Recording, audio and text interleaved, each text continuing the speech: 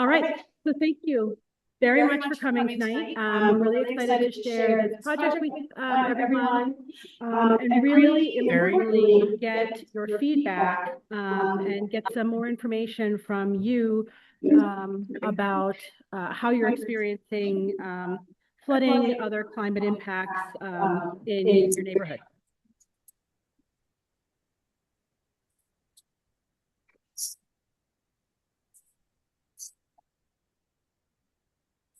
So this is our agenda. I'm still looking at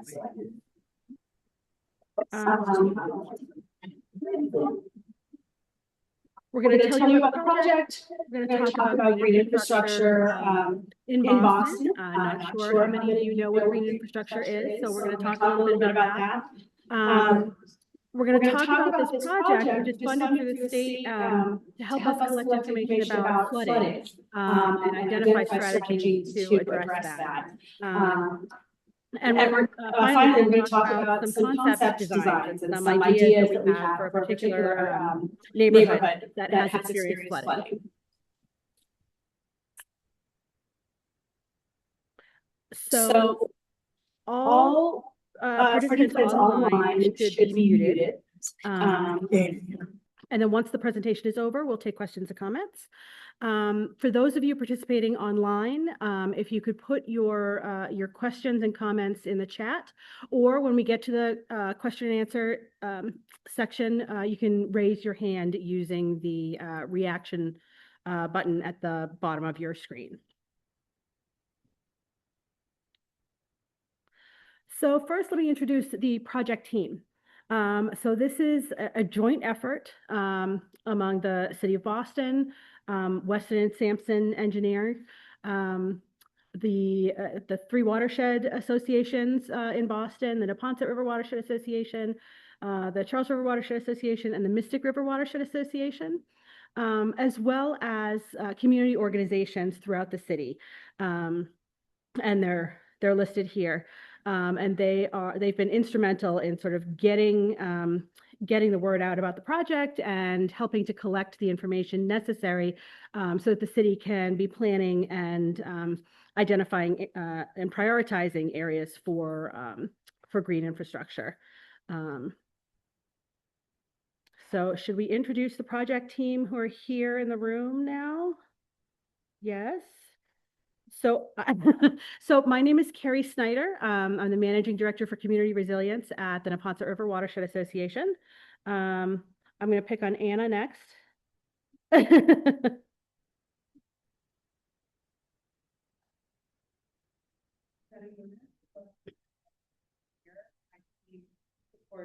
infrastructure design, flood mitigation. Good evening, everyone. I'm Ronnie Bosch with Weston & Sampson. I'm water resources engineer and the technical lead for this project. Mayor Security and Vice President of Base Building and Conference Square Neighborhood Development Corporation, community partner. I'm Max, I work for the city, director of green infrastructure. Hi everyone, my name is Joanna and I'm the Private Resilience Engagement Associate at the Charles River Watershed Association. I'll give some of the community engagement for this project. Hello everyone, my name is Sandra Beaker. I am the director of the County Justice at the Mountain Collaborative, or another one of the community partners involved in this project. I'm going to be being carried forward and I'm a community engagement strategist that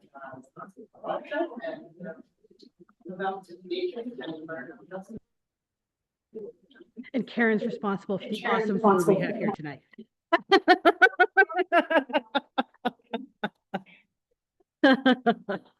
Good choice.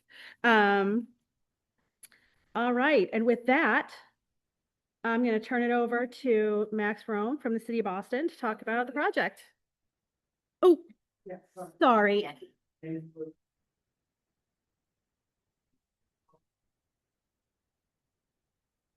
Thank you. I'm very sorry.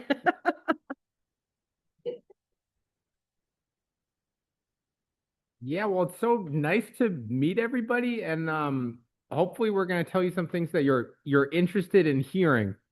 So, but if you've got a question or if you're not hearing something that you're interested in, just tell me, because we've got a nice group and we can just kind of talk a little bit.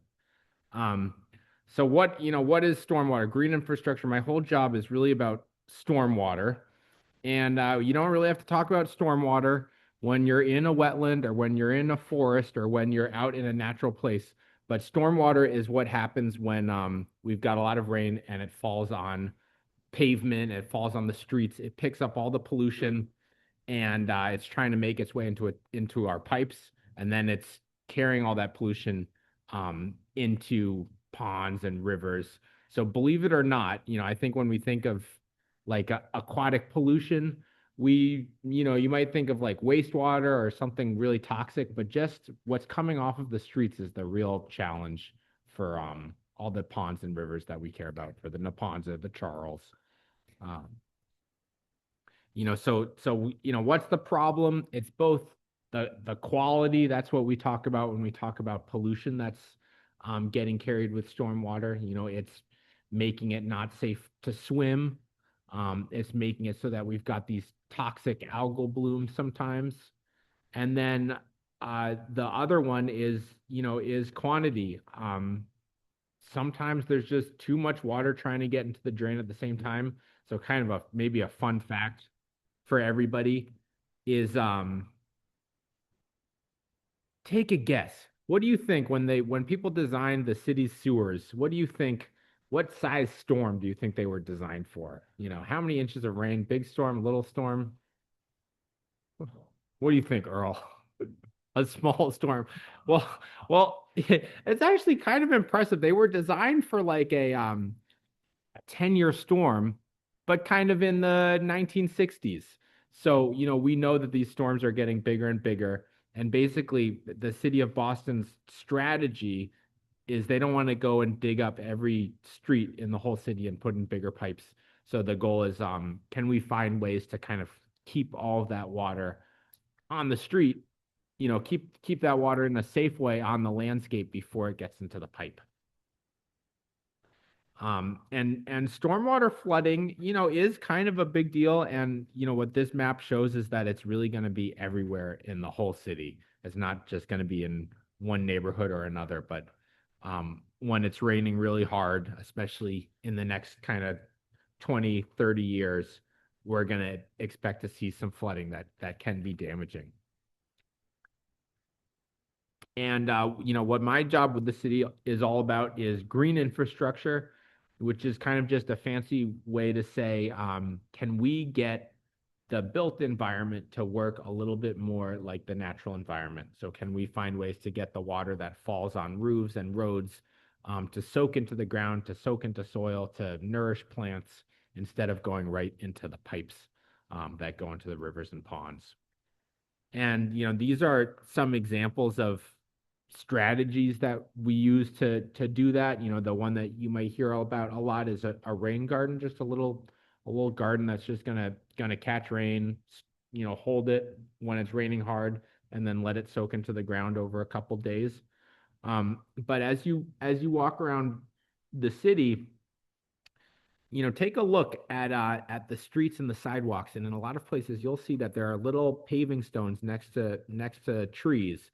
And those are examples of tree trenches where the trees are kind of connected with the stormwater system and are getting more water into the ground.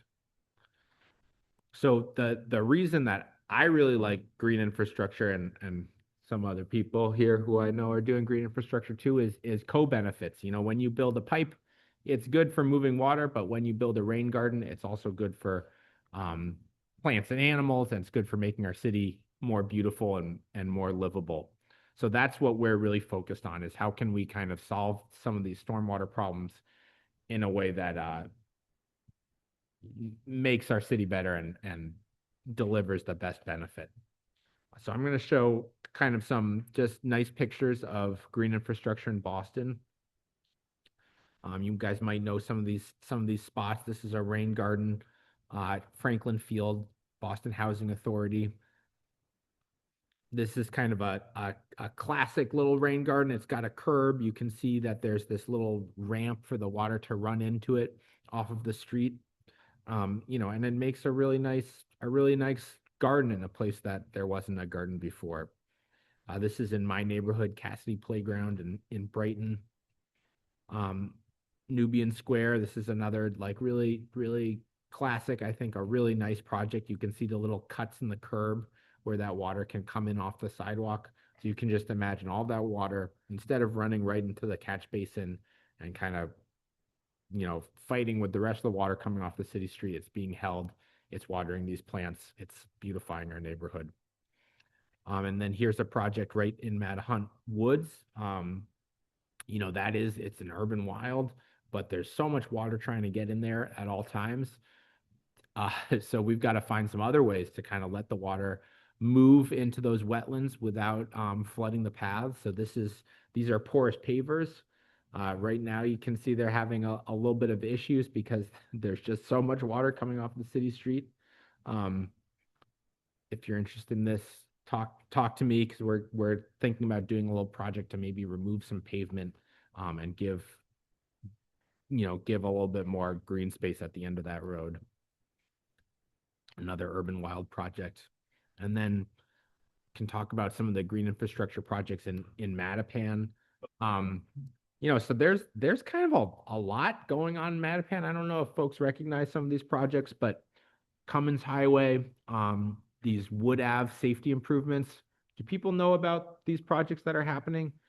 So these are both projects that are kind of driven by trying to do things to make the city streets safer, but green infrastructure comes in. We look at all those different intersections and we decide, okay, where would be the best place to catch some of this extra stormwater and get it into the ground? And then I think this bus shelter green roofs project is just pretty cool. So this is a little rendering of, some of the project components that are going to be in Cummins Highway. Another thing that we've been doing with the Office of Green Infrastructure is going out to all these places where there are these beautiful stamped brick median areas and retrofitting them so that they're actually doing something for the city. So I'll just take a second here and kind of show you guys what we did. You've got this big stamped brick area. It's not really connected to the roads. It's not really connected. It can't really get all that runoff. So we created 2 trench drains that bring water into that area, kind of dug it all out and planted it as, what we call like a gravel wetland. So this is, instead of adding to heat, instead of adding to noise, instead of adding to pollution, this is now kind of part of the solution. And there's an exciting opportunity at this site that we've been talking with Carrie about to maybe do even more and hopefully eventually kind of connect this to the Neponset. There you can see that trench drain. Big thing with green infrastructure is like, how does the water get in? This is another project on River and Wachusett Street, another one of these big, beautiful stamped brick intersections. And this is what it looked like over the summer. So that's green infrastructure. That's kind of the solution. And then I'm going to pass it over to Jenny to talk a little bit more about the project and why we're trying to get all this flood information. Yeah, please. Wrapped in that plastic is really one thing that we throw away. Everything else is plate, compostable, which is over here. We need to recycle. So we taking a zero, close to zero waste. Well, hi, everybody. I'm Jenny Moonen from Weston and Sampson Engineers. I know I introduced myself at the beginning of this, but I just thought I'd reiterate who I am. We're the engineering firm supporting the whole project team and helping with visioning and design for some additional green infrastructure, including a site here in Mattapan. So let's start with, how did we fund this work that we're doing? The state generously gave the city of Boston a very large grant, almost $500,000. And the city staff have also committed plenty of time to serve as match in their hours, as well as put city money in. And in the project, we are basically giving $90,000 of that total grant to the community partners through the 2-year work that we're doing. So we're grateful to the state for giving us this funding through the Municipal Vulnerability Preparedness Program. And so that's what's making this happen. Flooding can mean, so Max talked about green infrastructure and talked about the flooding in Boston, and it's going to happen everywhere, and how green infrastructure is an important strategy to mitigate flooding. Flooding can be different things to different people, right? If you drive, a closed road could mean you can't drive through it. But if you have accessibility needs or limitations on, for me, walking can be challenging. A puddle like that in the middle picture might actually be flooding that's impacting my commute or my day because I have to go all the way around it. I can't get through it. And we all know that there's flooding from the ocean along the coast, and it's challenging to stop that for sure. But our work is focused on the flooding that's inland, so not from the ocean. We're really thinking about the flooding that comes from rain or from snow when it melts. So our goal with this project was to start asking people what their experiences with flooding in Boston are. And we developed a survey to have people provide information on where does it flood, how long does it flood, how has it affected your life. And we've been collecting that for now about a year. And there's a link in the chat, I believe Anna's adding to those online. And those in the room, if you have your phone, you can scan the QR code and see what this little survey looks like. But basically, it lets you put a location where you are, and then you can report what's happening, or maybe you can report a time that you remember something happening. And we've made it in 7 languages as well, so that folks can take it not just in English. To date, we've had 180 survey responses. That's from basically the last year. And we hear from people that there are impacts like longer drives or walk times. People can't get to locations, and even some cases with property damage. So we're seeing how flooding is affecting individuals in the community, not just from the maps that the city already has and the mapping that the city already has. It's really making it like more personal and bringing it home. I will note that this flood survey is not the 311 app. So if you have a problem and you need to report a problem to the city, this is not where you report the problem. You still go to 311. This is a data collection process for long-term understanding. Here are some pictures from the survey that we've received to date.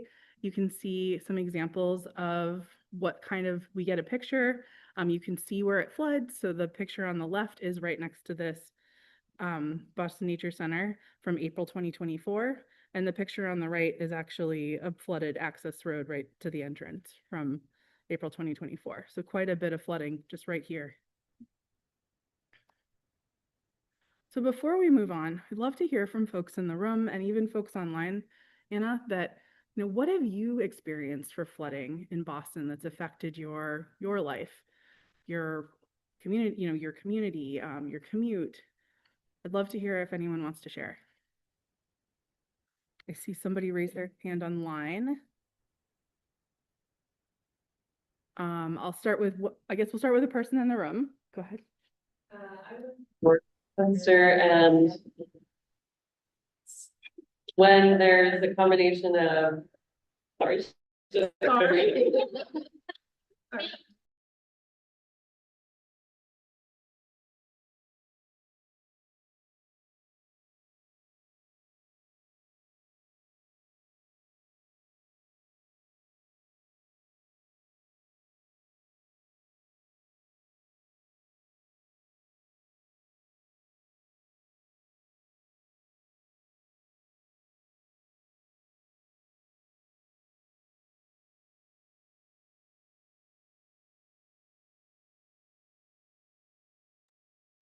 All the lanes. Sometimes it's just part of the lane, but then not really bottlenecks traffic. So that's an example that comes to mind for me.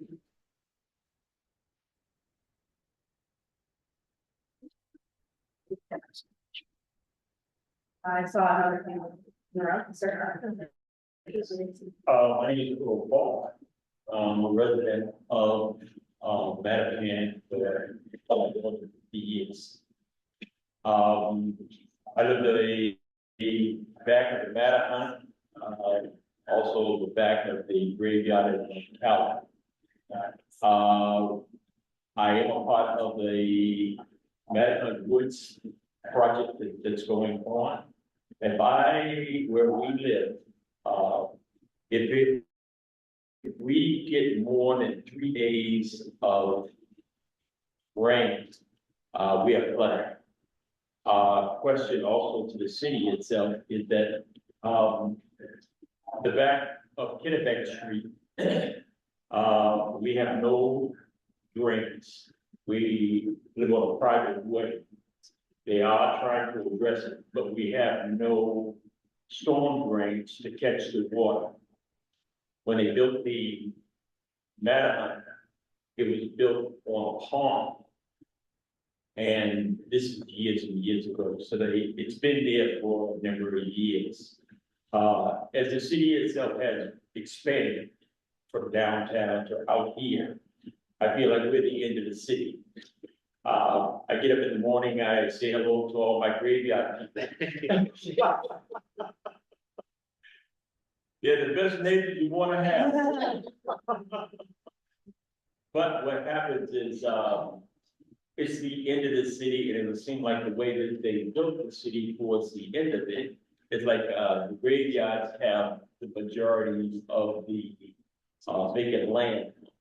So what is happening on Alabama Street, I'm at 67 Alabama Street, going around the back, going right around the back. If it rains more than 5 days, we've got probably 8 to 10 residents that live all back there. You have to have a sump pump. If the sump pump doesn't kick in, you can have a major flood. I'm hoping that it can be addressed. We have, I don't know whether it's I thought that was a pumping station out here on Morton.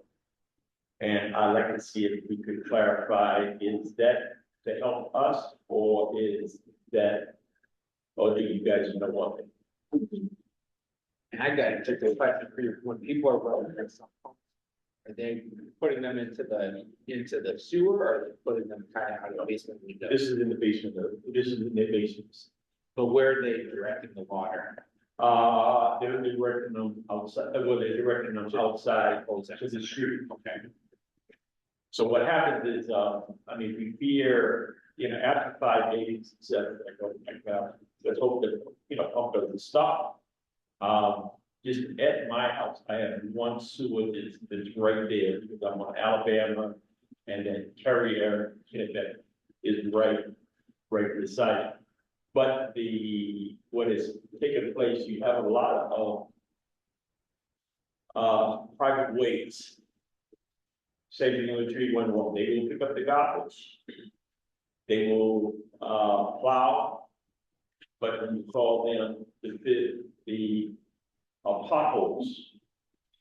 The street used to only have maybe 5 or 6 houses. They've got a lot of building, and now what happens is between the Uber drivers, Amazon, Uber, the street that used to be just, you would just sweep it back in a hole, have turned into massive craters. So we'd like you guys to see if you could help us, if possible. Thank you for sharing. Thank you. Appreciate the input. Why don't I take a question, statement from somebody online, and I'll let you. All right, let's see.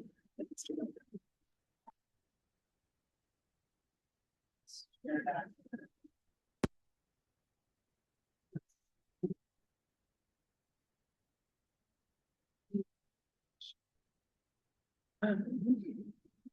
Maria's, do you want to try coming on? I can't hear you. Do you want me to speak? Can you hear me?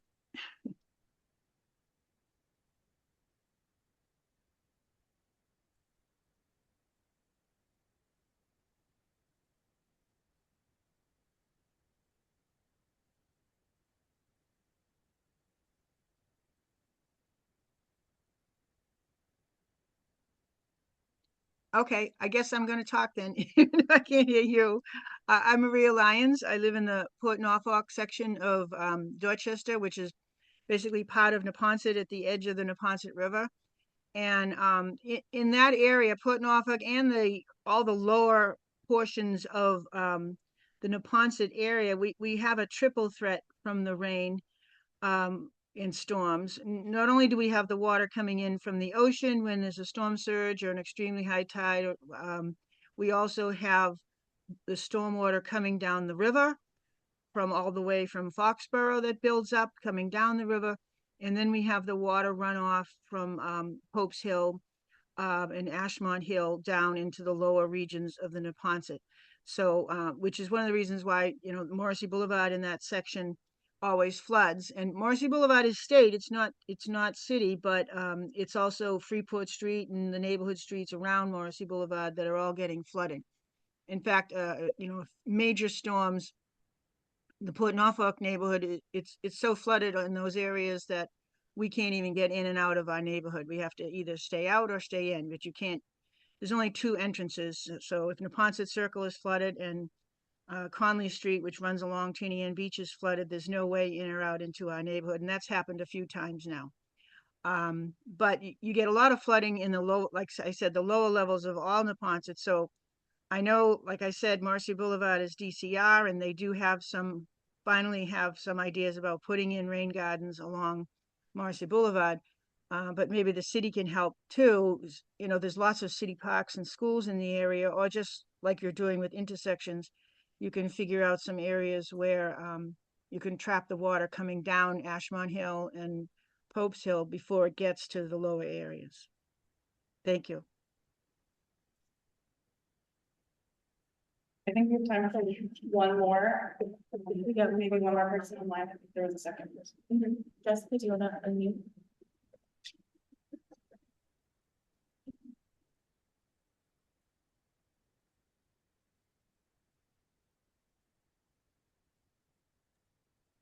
Can you guys hear me okay? Hello? Can you guys hear me? Yeah. So my name is Jessica. I live in Mattapan. And I don't know if you guys heard about what's going on over on our end. We have a developer we have this beautiful tree canopy that's actually literally in my backyard. Beautiful wildlife, beautiful green trees. I mean, in the summer, you can feel the breeze sitting, in the backyard. They want to get rid of that tree canopy completely to put a soccer field. With everything that I'm hearing with the whole flooding, we're experiencing it as well. I know that some of my neighbors, they also have had flooding in their basement. I think a couple of months ago, we had, a week of rain. I couldn't even get into my car. My foot was like submerged into the water. I had to go in through the passenger's side. I mean, it was awful. And you see the scooters, you see the cars, they can't, as you said, you can't go through the water. But the developer wants to take away this tree canopy and he wants to build the soccer field, which is like about the size of 4 football fields. And so we have been, fighting tirelessly against this because, we believe, in having, our green space and just what that means, not only to us, but just to other people that are within my surrounding, community and how that affects people. So I think that this meeting is much needed. What you guys are experiencing, there are other parts of the city that are experiencing this as well and fighting. And again, I'm part of the 10 residents group here where I live. And I know that myself and Alana, we would love to talk to more of you if you guys are interested, because I believe that if we all believe in the same cause, I think that we're stronger together than we are individually. So thank you. Thank you. That's a powerful statement. Where does she live and what homestead green? So right over here in Almont, they took the more and more development out. It took away the state. So there was originally a smaller group. It started over at Harvard Street and wrapped around. But with part of the problem when they first allowed the development was they did not look at the stormwater, they didn't look at the water. And so they realized over here why so many of the Boston Nature Center trees were dying was because of the development that is directly adjacent. And now they want to consider a soccer field, which is next to the book school. Correct. That's what she's talking about. Correct. So we've been fighting tirelessly. I mean, even at the OADR level, we've been fighting, against this. But again, it's not only happening in my development, it's happening in other places. So it's like we have something in common. And like I said, we're stronger together than we are individually, trying to fight against this and make things, better. And some people don't like change. They like things to be, the same, but sometimes change, can be good. So I can only imagine if there's flooding and they want to take away the trees and just the impacts of that and what that means for, people in the community who may not have, green space to look at, and just good quality air. It's a lot. So. Thank you for sharing. If it's all right with everyone, I'm gonna.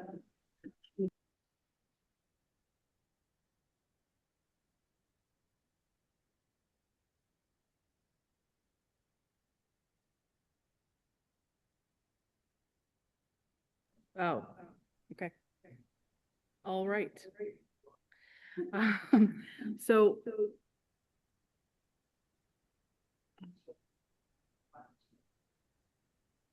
If I keep talking.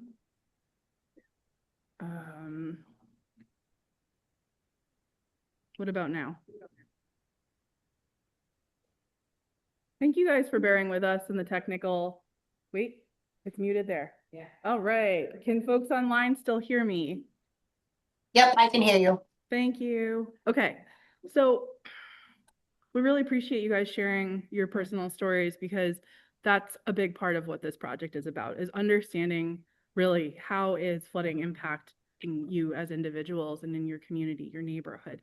So that survey that went out, we've gathered data from it to understand those stories. We also mined data from the city and stakeholders, 311 calls, police and fire, and the existing flood models that are available.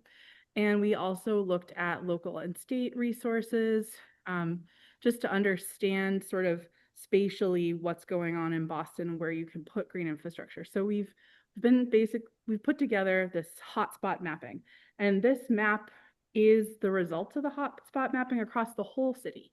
And it has some bias in it, I will acknowledge. You guys are seeing, where it's darker red, you're seeing more reports, and where it's lighter, you're seeing less reports.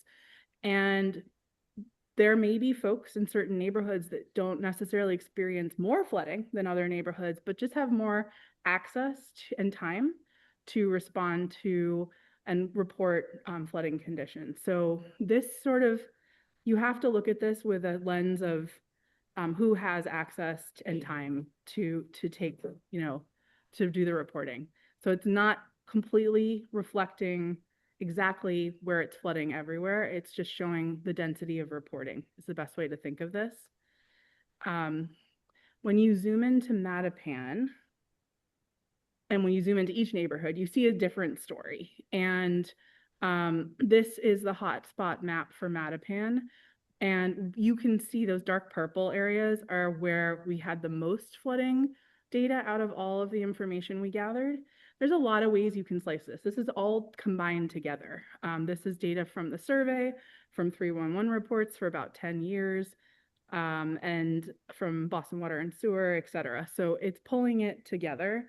But it guided us to look in some neighborhoods because we thought those would be a good place to start for where could we do some green infrastructure.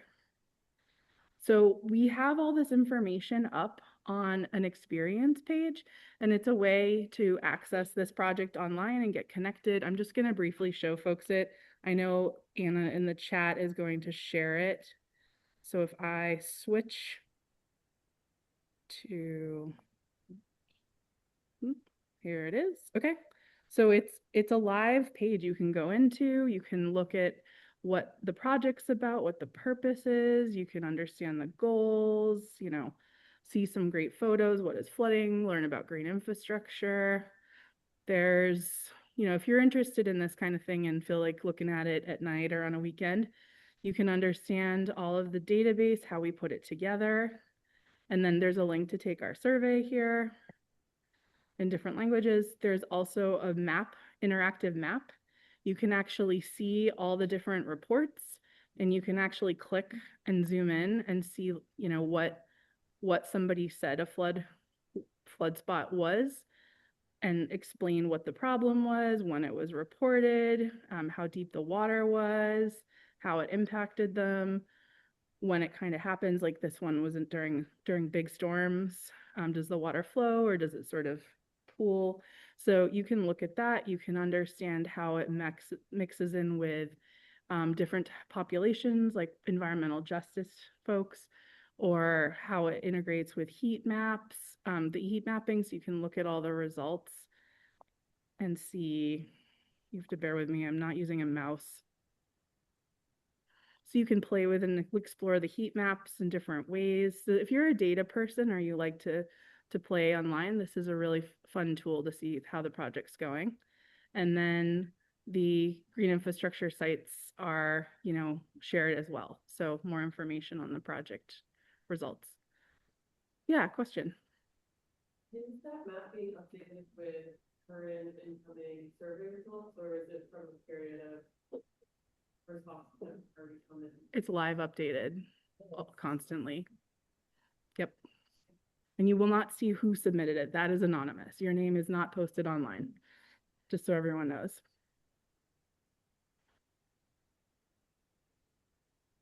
So from there, we did our heat mapping. We're still continuing to collect data from the community and folks who respond to the survey, and that's for long-term use by the city. But what we did is we basically looked at, okay, we want to diversify it across the city. We wanted to put it in one in each of the 3 watersheds that Carrie mentioned at the beginning, and sort of spread it across the city in some areas that had some of the most dense hotspots after we looked at each neighborhood individually. And so we got to 3 locations, one being in East Boston, one being in Brighton, and one being in Blue Hill intersection in Mattapan. And so really we're looking at Almont Street. And the map in the upper right, that image that has the purple blob in the middle, that's the heat map that we were using. And the yellow through it is approximately the project extent we're sort of exploring for this work right now. And the bigger figure you see here that has sort of like a blue covering the roadways is the approximate area of work that we're looking into for ideas to add green infrastructure. And so here's an example of what might be in on Almont Street.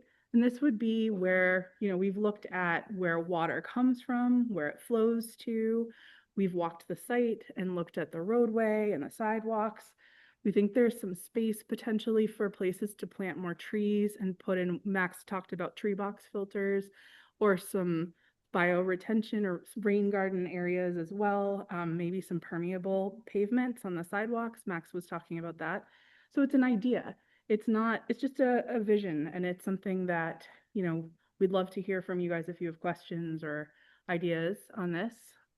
But it shows you sort of what could be, what is possible. And here are some images of what the plantings could look like. They can be so varied. They can be short, it depends on the maintenance in the neighborhood, and they can bloom, they can be grasses, they can just be grass. Sometimes that's the best for maintenance in certain locations. Sometimes it's better to have plants that need, you know, some weed whacking in the fall. Just depends on what the location wants and what the community sort of prefers. So with that, I'll turn it back over to Carrie to talk about how you can stay involved and what we're doing for the rest of the year. And we'll definitely have time for questions and discussion. All right. Thank you for bearing with us as we talk a lot about this, some of the technical aspects. But we are still looking for information about where you're seeing flooding. And again, it's your interpretation of what flooding is, you know, and how is it impacting your everyday life. We want to, you know, we'd love your help telling your friends and neighbors about this project, and having them fill out the survey, or, you know, sending an email to the city. We've got flyers. We'd love to know where we should post them to get some attention. And if you'd like to join us, if your community organization would like to join us, please just let us know, get in touch. So in closing, thank you for your help. We don't want to end it now. What we'd like is for everybody to engage in a discussion. If you are familiar with Almont Street, you know, what is it that you see there? What could you use help with? What would you like to, you know, how would you like it to look? Are there other issues, you know, that might be addressed through, you know, greening up the area? Are there other things going on in the neighborhood that we should be aware of as we're thinking about addressing the flooding in particular there? So, oh.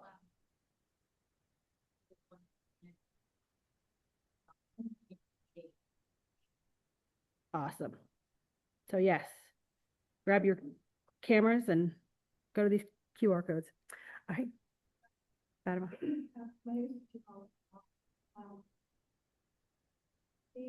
Almont Street is a long street, so we're coming from Google Maps, and it winds down through. So I go to Colorado. I just.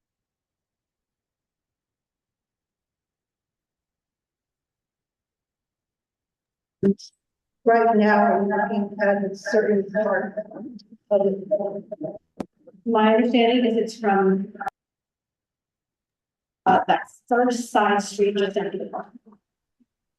There's like a left you can take after the soccer.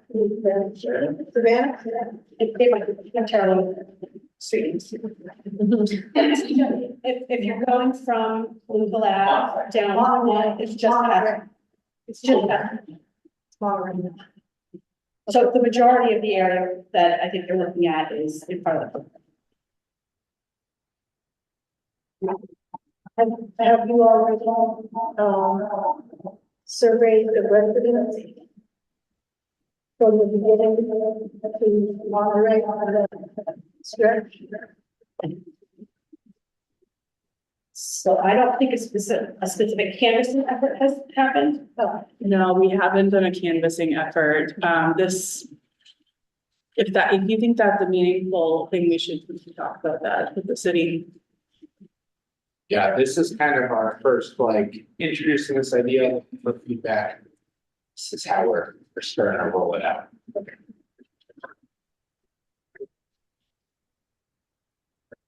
It's usually that the people who would be able to inform the most are the people who live right there. They are the direct abutters to the flooding.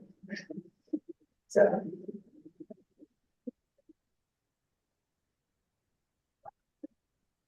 So what we have is in the area, I don't know how far, Monterey, I know where Monterey is. A lot of our streets are very short. So you have Colorado, Orlando, Alabama, and all that. Where I live, it's a wetland. It's deed and wetland area. So a lot of times you have to, it has no place to drain. I mean, I even look at the landscape, Alabama, like you have Almont, you have, Almont, First Street off it is Alabama, and then you go down a little bit farther, it's you get to Kennebec. So the whole land mass of what we have on how this here sits and how much area you're talking about. A lot of the old roads, a lot of trees, old trees, and then you have the grave sites, you know, all of the grave sites and all of that. I would be looking as it gets warm to give you a walking tour. Because I live the area, and walking all the time.